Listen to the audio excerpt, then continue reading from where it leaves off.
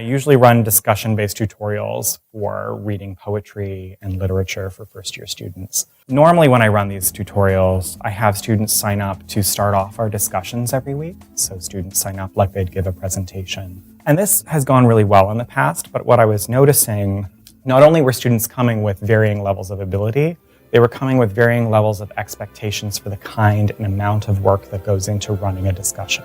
So one thing I decided to try this time was involving my students more directly in the weekly planning of each tutorial.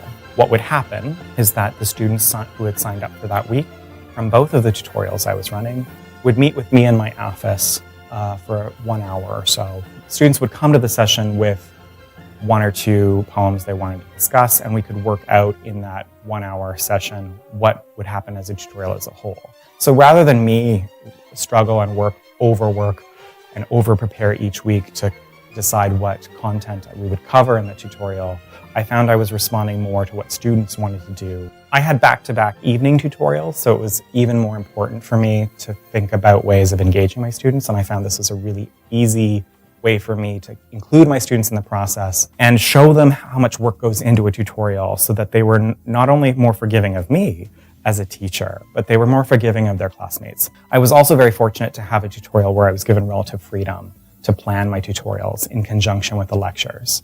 If I were in a more constricted space or if I had to cover certain material, I would still do this activity, but it would change what I would require students to do in advance. It gave me the chance to work one-on-one with these students to start developing some of the skills and analytical ability that they would need to approach this content on their own in the future.